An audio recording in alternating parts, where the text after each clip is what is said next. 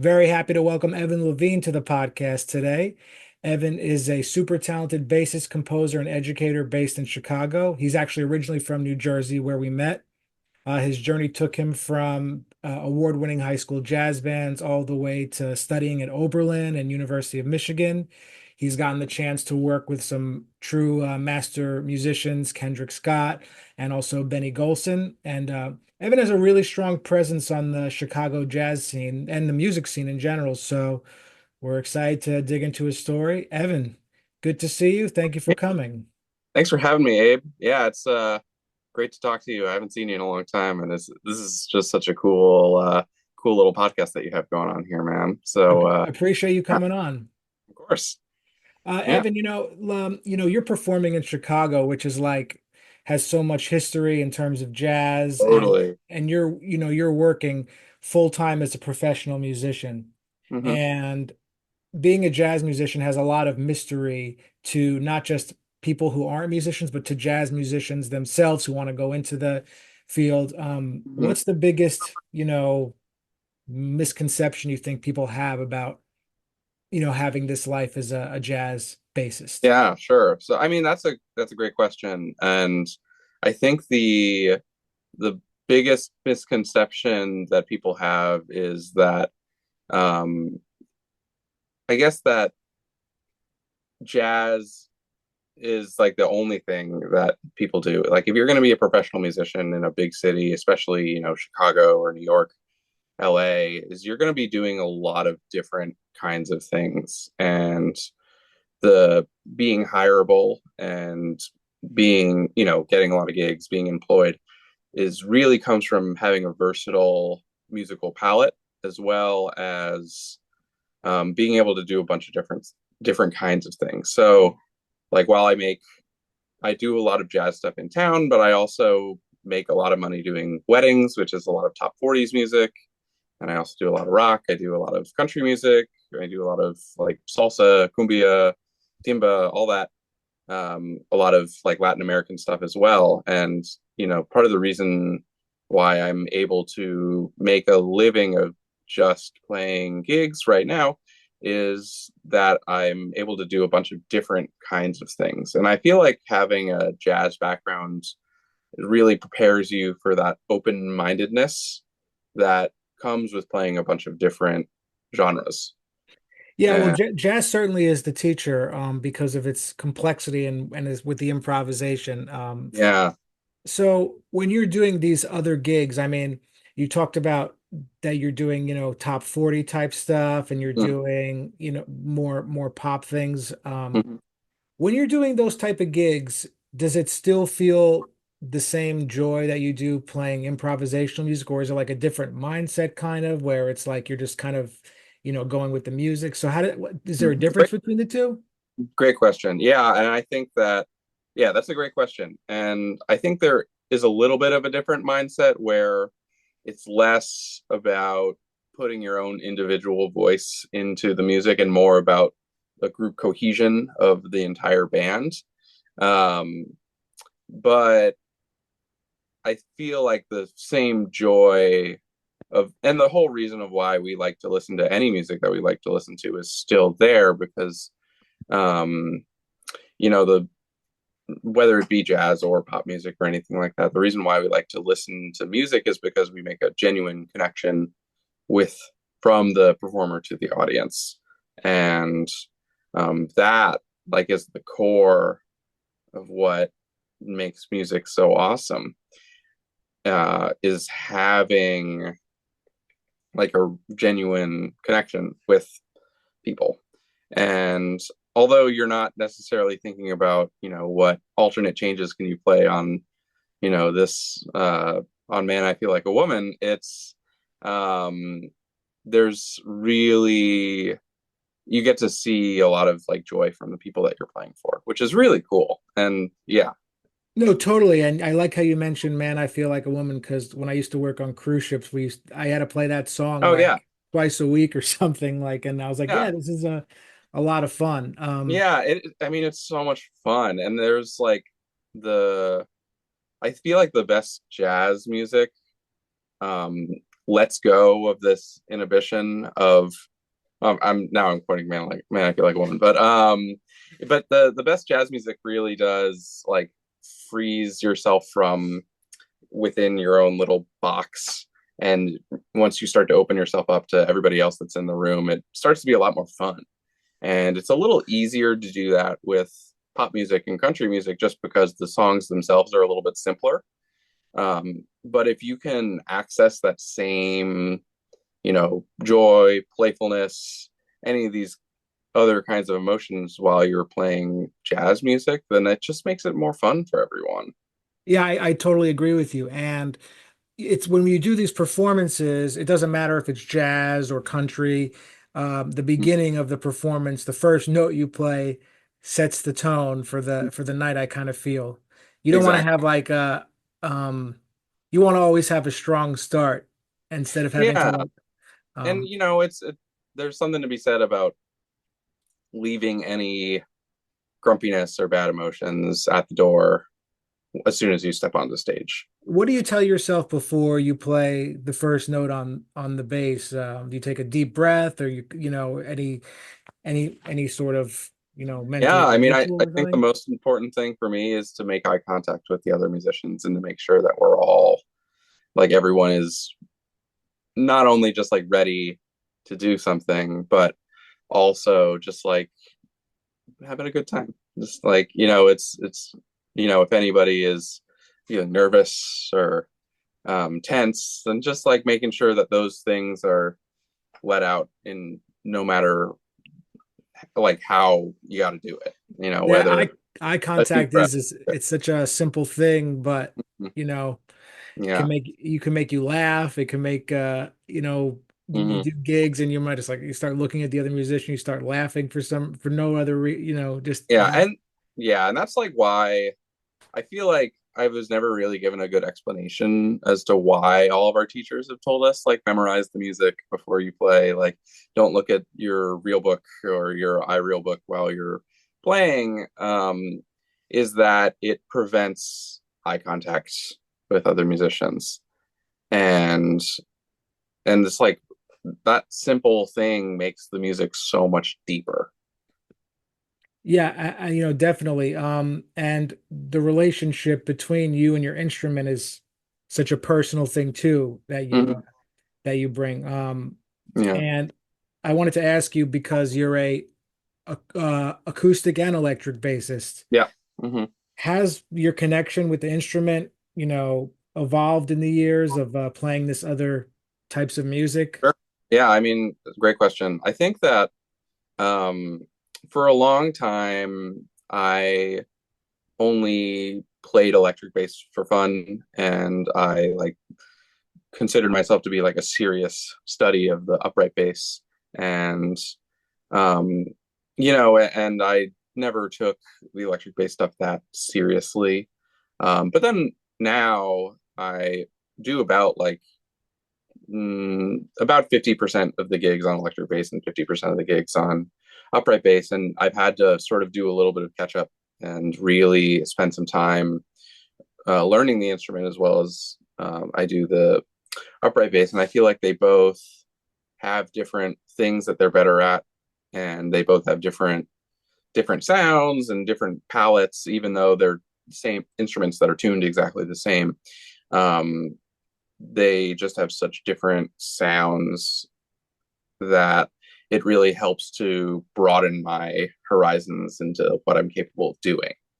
Um, but yeah, they're both super fun. And now that I feel more confident with my electric bass playing than I did earlier.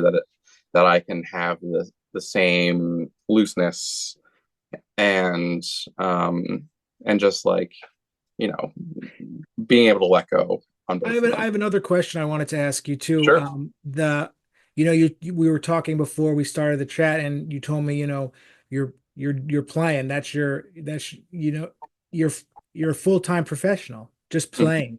Yeah. Um, that seems like a lot of fun, and it's hard to also like you want to not get burnt out as well. Oh yeah. Yeah, Definitely. that being said, when you're working, so much performing. you kind of have to like take a break from the practicing and not, and during the day just kind of like sort of just enjoy yourself because Oh the yeah. idea of playing every night or every other night or something, it's like I kind of feel like it creates this big just joyous state. So, Mhm. walk us through like a day-to-day thing to keep because you don't want to get burnt out. Yeah, and I've definitely been in that place where I burned myself out before. I think specifically um, when like 2021, like the pandemic was still kind of happening, but basically all of the weddings from 2020 that got pushed back because of the pandemic, they got pushed into 2021 and 2022.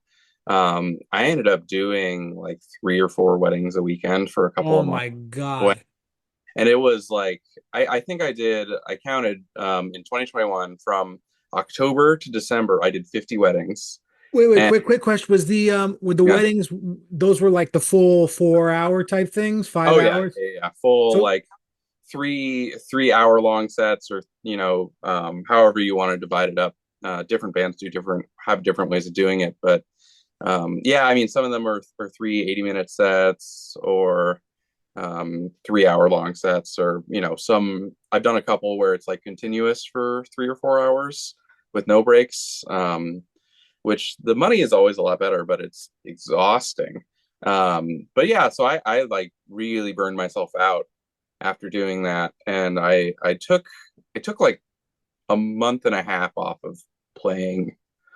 And there was I've found that saying yes to everything is not always good, and there's um this feeling of having your self-worth being connected to how busy you are that is really unhealthy when you start to be asked to do a lot of different things, and it's really really easy to stretch yourself too thin and to burn yourself out to the point where the joy that we were talking about earlier is it doesn't feel real anymore. It feels forced. And now I feel like I have a lot more of a healthy balance, not only of just like I feel okay saying no to gigs if I don't want to do them, but you learn by I have saying my no. You learn by yeah saying no. yeah, and I have my little system of like what makes me say yes to a gig. Basically, I think about it as like you have a Venn, like the three Venn trio diagram, where it's if you have three things that are really important to me, it's the music itself, the hang or the people that go into the music and the environment that you're in, and then the money. And if the two of the three things are there, then I'll probably say yes to the gig. Yeah. But How do if you deal it's with people who, because we've all just been forced to work with people that aren't the nicest and yeah. like I remember like I'll give you an example. Like when I worked on cruise ships the first 2 times, Mhm. it was amazing. Like the musicians were fun and we all just like Mhm. kind of hung out. But then the third time, the musicians were just not cool. They were just Yeah.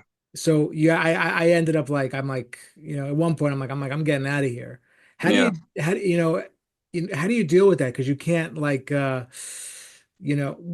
makes you through the like how do you get through the gig when there's someone in the band who you're not like, vibing with? Yeah. I mean, I right out of college I did a cruise ship like contract also, and I had a really terrible experience with it. And like I don't want to talk that much about it just because it got really dark, but needless to say, I think that um generally, um like part of the music, the hang and the pay thing is if there's somebody that I really don't like, or someone that I really don't vibe with, I generally will, avoid that person unless the music and the money are really good. And then, it's either grin and bear it and just, have the thought in your mind that it's just like, well, I said yes to this. So I have to do a job, Yeah. and the money's going to be good at the end of the day, or the music's going to be really good at the end of the Yeah, day. if the money's good enough and it's a lot, you're like, oh, You you're just happy can getting the say, money. yeah, I've done a lot of things for for the money that I necessarily wouldn't be proud of sharing, but or just like, because it was like a bad time.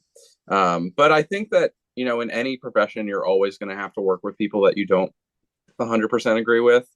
Sometimes some things more than other things, but um, I think that knowing that you guys are all in it for the same reasons, just that you really love music, is helps to put things into perspective, and having a little empathy goes a long way.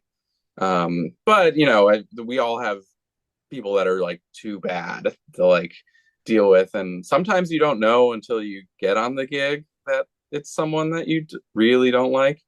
But that's unless it's a gig situation where it's you have to show up really early and then just hurry up and wait for a couple hours, then usually you can just sort of like get in and get out, and Yeah. like not interact with the people that stress you out.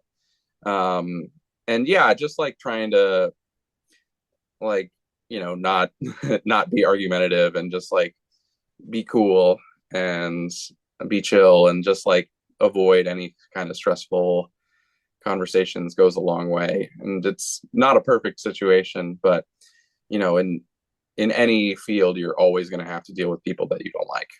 Absolutely. And let's backtrack a little bit Sure. because, you have to make this decision. It's not an easy decision to make.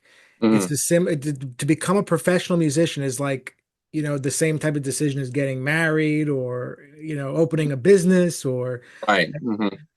when did you know that this was what you were going to do? Was there a specific moment where you're like, okay, now I know what I want to do? Or did it kind Yeah. of talk Yeah. about that? Yeah. Sure. So I mean, I think it was like when I was in high school. I had played guitar for such a long time. Like, I started when I was like 9 years old, and I really enjoyed it, and I got a lot of joy out of it. And I really liked practicing, which is unusual. But yeah, I loved my like Eddie Van Halen things, and um, all of that fun stuff. But basically, like there was an upright bass that was in my high school that I took home one day and started learning how to play it. And then almost immediately, I started getting called for gigs. Now that like I played upright bass, and in like a lot of the local like Union County, Somerset County, New Jersey, like there's like a little jazz scene there. And it's maybe it was that there was a scarcity of bass players and they really needed someone. But it was like like I was making more money doing that, working one gig than I would working a week at Urban Outfitters. And then I started teaching guitar lessons and bass lessons also, and it was like, wow, this is like a better, like I have so much more fun doing this than folding clothes and trying to get people to not steal things from the dressing room. It's funny. Um, I really liked retail, but the pay sucked, oh, the pay is terrible. I mean, it's the thing that's cool about retail is just the people that you work with are oftentimes really cool. Yeah, and I've had a bunch of different kinds of jobs over the years, and I've done retail, I've done telemarketing, I worked for the U.S. Census for a while, and yeah, it's like they were all fine, but I always left those jobs feeling way more drained and like super exhausted. But when I do, I mean, I'm sure you experience this too. When you have a really good gig, you can leave feeling more energized and like with more energy than you came Yeah, into you it with. can't go to sleep. Yeah, and that's like so cool. And that's not going to be every single gig that you do, but the ones that are that way are so much fun that it's totally worth doing it full time to chase that. That's such a cool thing that you got to do these like gigs that paid the same, do it for like 1 hour, then they would pay the same that versus the retail, and you're kind of like, oh, you know what? This is where it's at. I think that's really cool, Yeah, actually. I mean, like, when I was working at Urban Outfitters, it was $10 an hour, which is like if you get paid $100 gig, that's like you know, half of a part-time work week right there. And then, they also like take out all the taxes and stuff like that from, Oh which yeah, is good. definitely. It's all good, but and you pay your taxes on the other end for the musician thing, um but yeah, it's just it felt more right. And then as I got better at my instrument, I started getting called for better gigs and more things, and it had this snowball effect to where, even though when I went to college at Oberlin, I was still able to do gigs in Cleveland, and it wasn't that big of a deal. And it was like, yeah. Yeah, the Midwest is, Chicago and, Mhm. Ohio is such a great, Dude, great there's place. so much history, musical history that's from like Chicago and Detroit. Um, like so many of our heroes that we grew up listening to are from the Midwest. And I think that, besides, you could make an argument for, well, there's like nothing here, so there's a lot more time to practice, but, not necessarily with cities. But there's just like every geographical location has their like specific things. And I've always found it really interesting to kind of like learn what makes, Chicago musicians so great versus what makes musicians from New Jersey so great versus New York. And there are kind of different geographical things going on that are really, really cool. And those are the kinds of things that are hard to see when you are like on Instagram or, viewing reels or YouTube videos of these people. But there are definitely something like when you see a musician in person that you get a better idea of those things that make up their individual musical DNA. Definitely. Yeah, I wish we had gotten the chance to play more when we're in New I Jersey. know. Now that we're talking about it. Yeah, totally. Yeah, I mean, um, New Jersey has so many great musicians there, and like, there's I remember it being just like a very healthy community, especially like the New Brunswick area, Asbury Park area. There Like those are the places that I spent a lot of time in, and I always had a lot of fun because there were great musicians, there were great mentors, and there was a general feeling of importance with the music, and that it felt really great. So it's yeah. No, that's great. And you talked about, you mentioned the word, I think, mentor, right? Hmm. Yeah. Who's really been a mentor for you, that you'll always be able to look back on? Without that person, you would not be the musician you are today.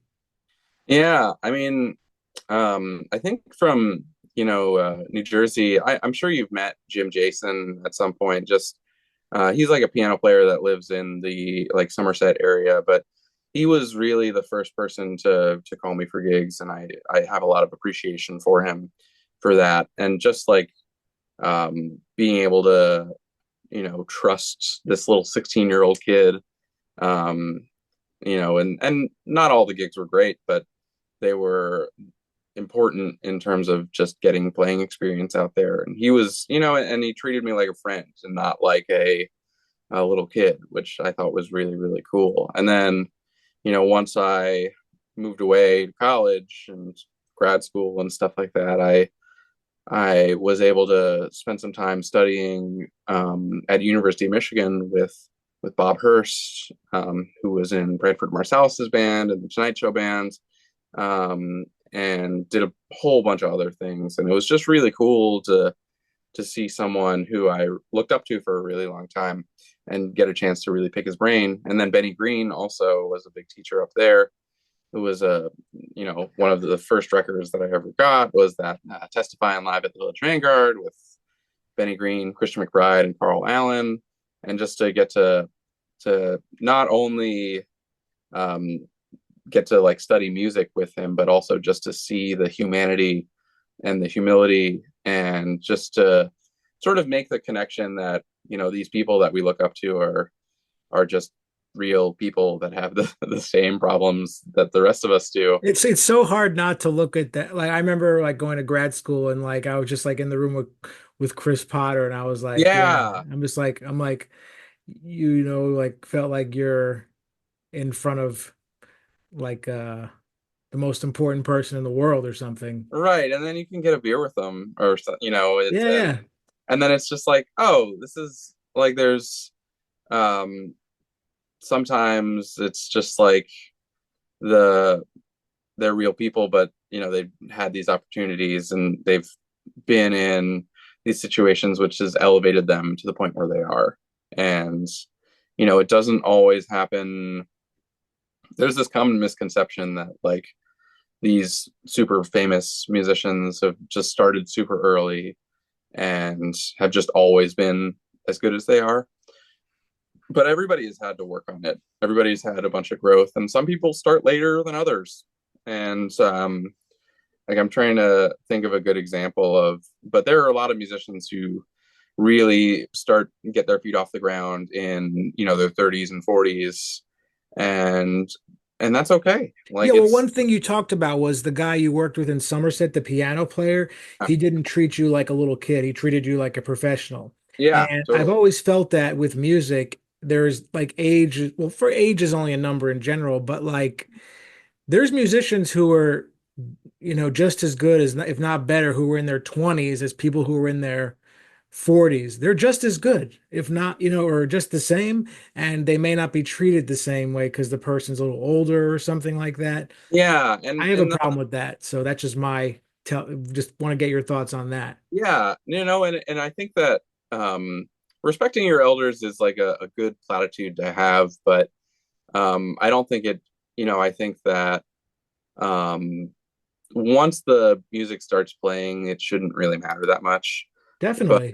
there's I think that everybody has something that they can teach other people. Like everybody has their thing that they're really passionate about, that they're really good at, or just that they really enjoy talking about. Like set aside music any moment. Like if you can, if you're just talking with anybody and you can get them on a conversation of something that they're really passionate about, it becomes way more fun to have a conversation with that person, whether it be, rock climbing or cycling or a sport or art, like some people are really into painters and sculptors and, or YouTube people or whatever.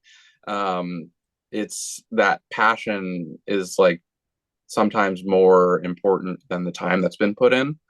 Um, I mean, I'm sure, you've seen it. I've seen a bunch of it where you have musicians that are really, really great, but they're so jaded and so clearly exhausted and that they don't want to be there, that it's not as fun and it's like not it becomes a drag as Yeah, opposed I've to seen playing like heroes young. play and they're like just, you know, burnt out and it's like it's you leave the Yeah, concert not feeling uplifted. You feel like kind of you sad. feel yeah, and it's like I said at the very beginning of the podcast, like you don't want to bring any bad emotions to the stage, and that's kind of why is like as an audience member that stuff is palpable.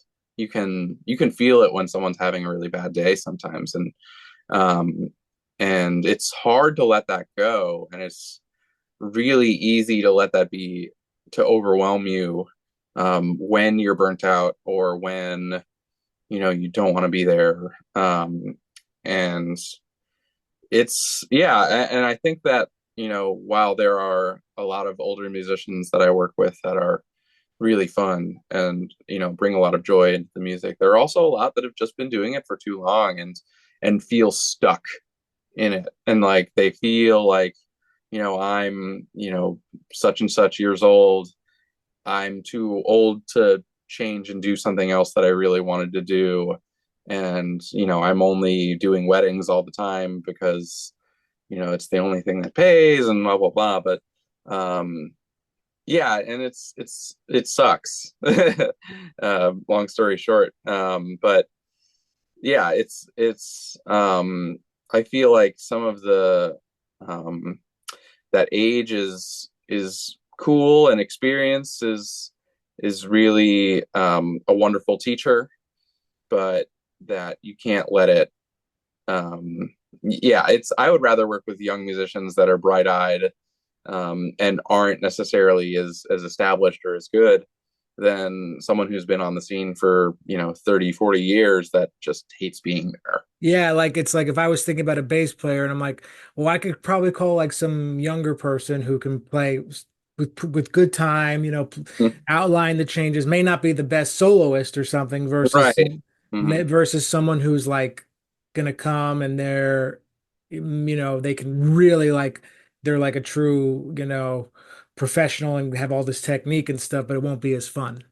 Yeah, and I think that once you start like being in the professional world, that the things that are the most important and the things that make you the most hireable are oftentimes the things that are pretty easy to do if you think like that you don't have to work on. It's not how fast can you play your arpeggios, how many alternate chord changes do you know, but it's like, do you show up on time, do you listen to the music beforehand, um, do you have a good attitude? Like those things makes are so much higher of priority Yeah. I hope than. my attitude came across good for you when we played Oh back. yeah, totally. No, Yeah.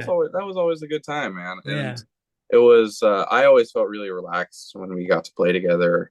Because we mostly played in like duo situations too, Yeah, it's which like is just enjoy. We're gonna play fun. and make some music happen. Yeah, and yeah, and it's like the things that I feel like have been able to make me very hireable and why people keep calling me for gigs is, not necessarily that I'm the best player in the world, but it's just that I try and bring this lighthearted, brevity to the situations, and that makes people more relaxed. No, you have a great attitude. You're super professional. You can, play the hell out of the instrument and, Thank you. you have a lot of great insights there. I want to thank you for coming on and, you're Yeah, always of course, welcome man. to where can everyone find you if they want to follow you or Yeah, sure. I mean, I think my social media stuff, on Instagram, I'm the most active, super mean Evan Levine. And on Facebook, you can just, Evan Salvacion Levine is where I'm at. And yeah, I mean, I'm mostly right now, I'm doing a lot of sideman work, but I do have like a piano trio called Del Trio, which is slowly putting out some stuff. And yeah, but all that stuff will be on my socials. so So definitely follow Evan on social media and hire him yeah, 100%. He's the man. yeah, awesome. Yeah, dude. Abe, was great seeing you. This is such a cool little podcast, and I'm Oh glad yeah, that I'm sure we'll definitely play again. I yeah, appreciate you being. I'll let you know when next time I'm in New Jersey for holidays, or just if I happen to be there. My parents just got a puppy, so I need to like make an excuse to get out there more often because That's the that's perfect excuse. yeah, exactly. So yeah, man, awesome. Well, great.